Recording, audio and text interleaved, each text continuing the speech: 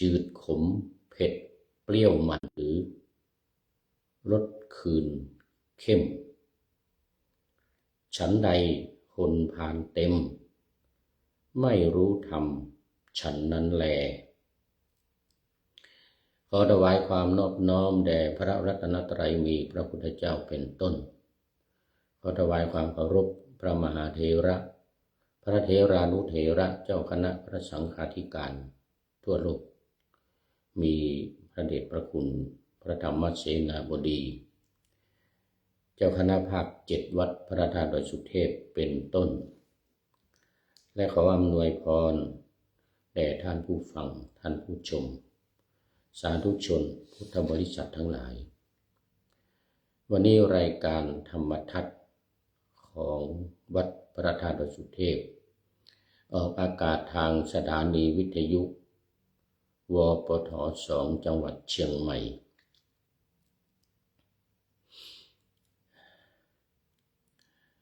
มีร้อยเอกจำนงปัญญาวัฒโนเป็นหัวหน้าสถานีและอาตมาภาพพระครูปริยัติยานุศาสตร์เป็นผู้บรรยายเวลา 7:30 นาทีถึง 8 นาฬิกาทุกวันวันนี้บันทึกเสียงล่วงหน้ามาจากวัดพุทธวิหารเบอร์ลินประเทศเยอรมนีซึ่งขณะนี้ผู้พูดก็มาเยือนกรุงเบอร์ลินซึ่งเป็นเมืองหลวงของประเทศเยอรมันมาถึงเมื่อวานนี้ท่านอาจารย์พระมหาสังวรเทศนำพร้อมกับ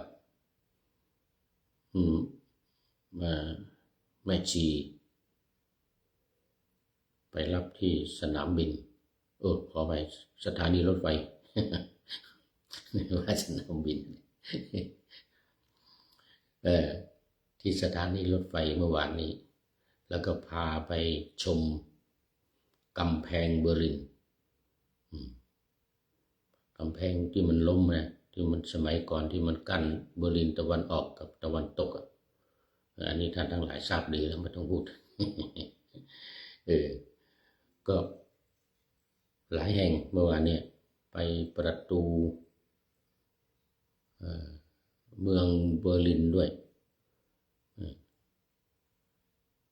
แล้วก็อะไรอีกรัฐเฮาส์รัฐเฮาส์คือรัฐสภาของเบอร์ลิน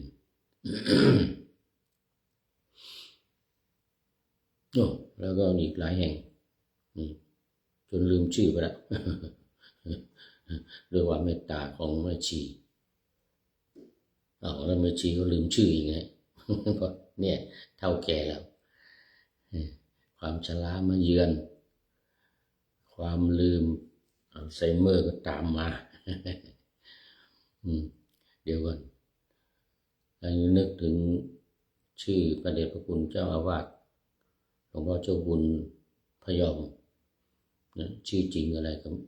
ลืมอีกแล้วเนี่ยมันเป็นอย่างงี้นะเรื่องมันเนี่ยไอ้เรื่องลืมกับเรื่องคันจมูกเนี่ยนะมันเป็นเรื่องที่ว่าเป็นเวรกรรมจริงๆถ้าไม่พูดไม่คันในจมูกเนี่ยบ่นอยู่ทุกวันเนี่ยอย่างเงี้ยเพราะความแก่และกรรมเก่าความแก่และกรรมเก่ามันตามมาทันนะเดี๋ยวนี้อะไรก็ลืมคุยกันกับเดชพระคุณหลวงพ่อเจ้าอาวาสหลวงพ่อเจ้าคุณพยอมอยู่เมื่อวานเนี่ยนะชื่อแซ่อะไรต่างๆก็ถามหมดแล้วเจ้าคุณอะไรก็ไม่รู้ ลืมจะแล้วอยู่ในหลายวัน เดี๋ยวไปถามใหม่ ขอไปเป็นไข้เป็นหวัดไอตั้งแต่โน่นตั้งแต่อยู่ที่วัดพระธาตุดอยสุเทพเยอรมันซิตี้ซีเกนโน่นเห็นชินบัก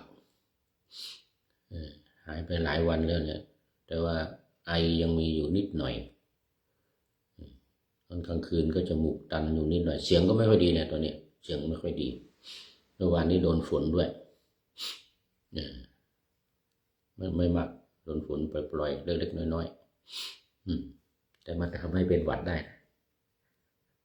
คันจมูกนี่ไม่เกี่ยวกับฝนนะมันเป็นกรรมเก่า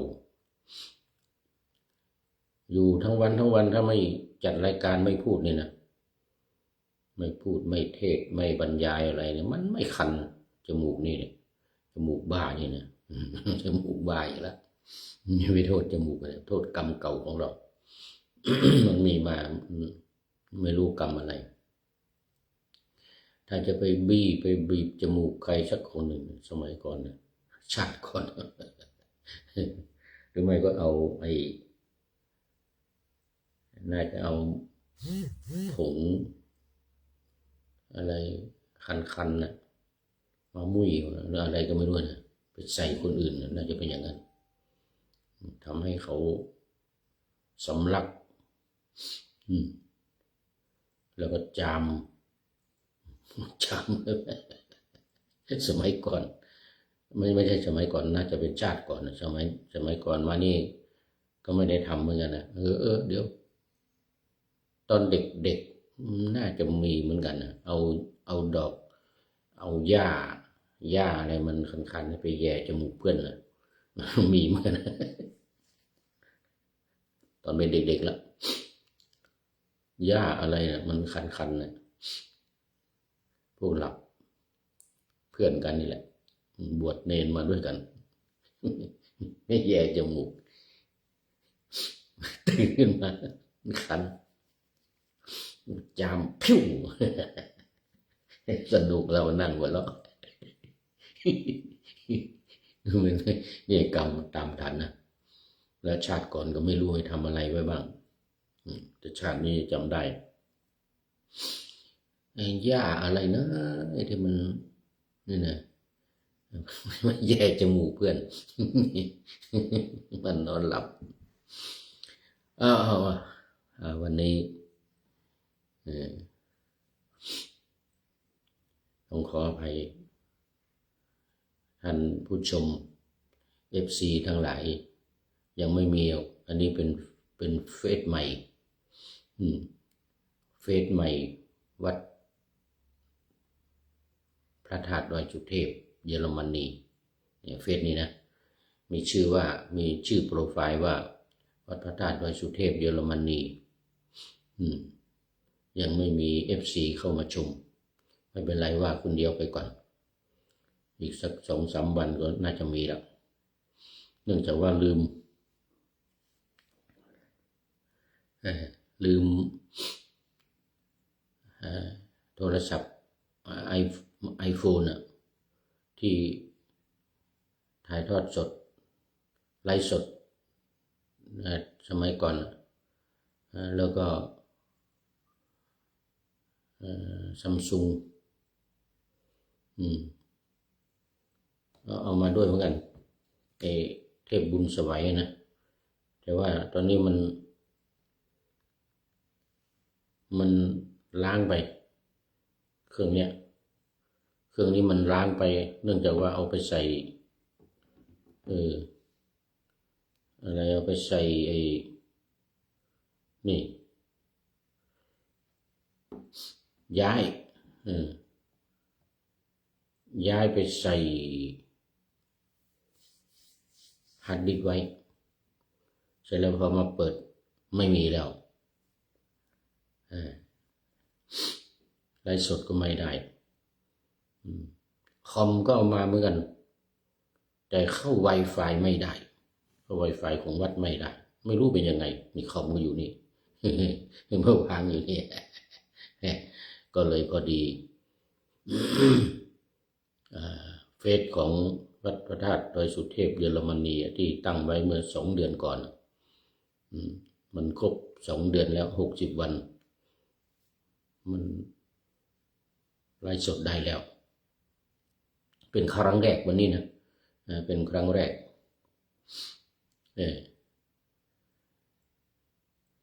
ก็เลยยังFC ทั้งหลายยังไม่รู้จัก FC ทั้งหลายยังไม่รู้จักนอกจากจะบังเอิญเปิดเข้ามาแล้วมาเห็นนะต้องขออภัยไว้ณที่นี้ด้วย ตอนนี้ก็เข้ามาสู่เนื้อหาสาระของธรรมะกันเลยวันนี้ธรรมะวันนี้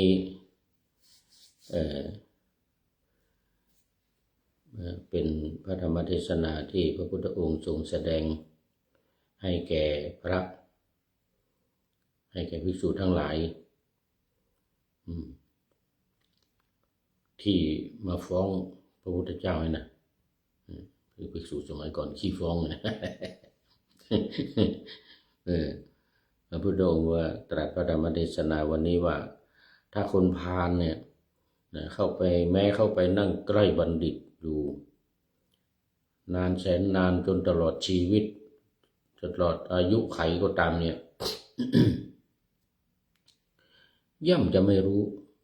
ธรรมวินัยไม่รู้พระสัทธรรมไม่รู้อะไรธรรมะเป็นยังไงเพราะคนพาลไม่รู้เรื่องไม่สนใจไม่ใส่ใจเหมือนกับทัพพีไม่รู้รสแกงเหมือนกันนะแม้จะคนแกงจนกร่อนไปนะจนหักไปเป็นดำๆนะมันก็ไม่รู้ไอ้ทัพพีนี่นะมันไม่รู้ว่าแกงมันจะเปรี้ยวจะหวานมันเค็มอะไรยังไงไม่รู้ไอ้ทัพพีไม่รู้รสแกงชั้นใดเหมือนกันบัณฑิตเนี่ยเอาเข้าไปคนพาลเนี่ยพาลภาละตัวนี้แปลว่าอ่อนนะลอลิงพาลแปลว่าอ่อนแปลว่าง่อยแปลว่าโง่มืดดำอะไรก็ว่าไปคำว่าคนพาลเนี่ยนะมันจะอยู่ใกล้บัณฑิตตลอดชีวิตหรือตลอดอายุขัยมันก็ไม่รู้เรื่องอะไรดังที่ปะหน้าธรรมะเอาไว้วันนี้ว่าเรื่องพระอุทายีเกิดขึ้นที่เชตวัน ได้ทรงปรารภท่านพระเถระอุทายีจึงทรงเทศนาพระธรรมว่ายาวชีวัมปิเป็นต้นนี้แปลว่าถ้าคนผ่านไปนั่งใกล้บัณฑิตอยู่คู่กับท่านแสนนานได้ตลอดอายุไขเขาย่อมไม่รู้ชัดธรรมไม่รู้สัจธรรมขอไปเสมือนทัพพีไม่รู้รสแกงขาวดำแม้คนแกงประจำจนกร่อนไม่รู้ว่าเค็มจืดขมเผ็ดเปรี้ยวมันฝาดหวานหรือรสคืนเข้มฉันใดคนพาลเต็มไม่รู้ธรรมฉันนั้นแลอันนี้เป็นเรื่องของท่านพระอุทายี สมัยหนึ่งพระองค์ทรงปรารภท่านอยู่ที่เชตวันมหาวิหารกรุงสาวัตถีวัดของท่านอนาถบิณฑิกะนั่นแหละที่เก่าเวลาเดิม เวลาเดิมพระตรัสพระธรรมเทศนาใจความก็ดังที่ว่าไปเมื่อกี้นี้เรามาดูเนื้อหาสักนิดหนึ่งพระอุทายีนั้นเมื่อพระเถระผู้ใหญ่หลีกไปแล้วไปสู่โรงธรรม นั่งบนธรรมาสน์เอเตพระเถระไปแล้วเนี่ยก็ตัวเองก็ขึ้นไปนั่งบนธรรมาสน์ หรือไม่ก็นั่งที่ไหนก็แกเป็นคนที่รูปร่างเขาท่านี่นะอ้วนพีดีมันเหมือนพระมหาเถระเลยวันหนึ่งพระอาคันตุกะมาจากต่างเมืองก็เข้าใจว่าภิกษุรูปเนี่ยน่าจะเป็นมหาเถระที่เชี่ยวชาญนั่งเอเต้บนธรรมาสว่างั้นนะ ไม่ได้นั่งเทศหรอกเป็นนั่งอย่างนั้นแหละพระเถระกลับไปแล้วเนี่ยพระมหาเถระเขาเทศเขาอะไรแกก็ทำท่าเป็นนั่งเหมือนพระมหาเถระผู้มีทรงคุณวุฒิ ภิกษุนั้นก็พากันถามก็ไปถามถึงหัวข้อทำอัดทำในเรื่องขันห้าในเรื่องทำขั้นสูง ในขั้นโสดาบันสกทาคามีอะไรอย่างเงี้ยไม่รู้เรื่องรู้ราวไม่รู้ขี้รู้ตดอะไรอันนี้นะพระอุทัยนี่นะ ภิกษุทั้งหลายก็พากันยกโทษว่าพระเถระอะไรนึกว่าเก่งนึกว่ารู้ว่างั้นนะอยู่ในสำนักของพระพุทธเจ้านี่ไม่รู้อะไรไม่ได้เรื่องว่างั้นนะก็พากันไปฟ้องพระพุทธเจ้าเราพระพุทธเจ้าฟังว่าโอ้เนี่ยไม่รู้เรื่องอะไรเนี่ยถามอะไรก็ไม่รู้หัวรู้หางว่างั้นนะ พระพุทธองค์ก็ทรงแสดงธรรมให้ภิกษุทั้งหลายฟัง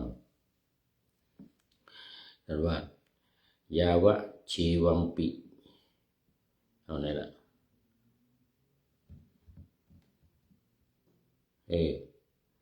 ยาวะชีวัมปิเจพาโลปันดิตังปะลิยุปาสตินะโสธรรมังวิชานติทัพพิสูปะละสังยถาพระเจ้าตรัสกับภิกษุทั้งหลายบอกว่าถ้าคนพาลเข้าไปนั่งใกล้บัณฑิตอยู่แม้จนตลอดชีวิตเขาย่อมไม่รู้ธรรมเหมือนทัพพีไม่รู้รสแกงฉะนั้นนะจบพระธรรมเทศนานี่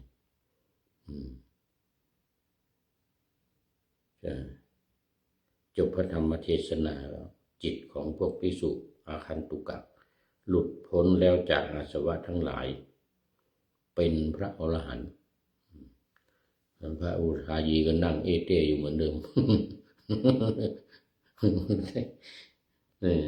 เรื่องของท่านพระอุทายีนี่ก็จบเป็นเรื่องสั้น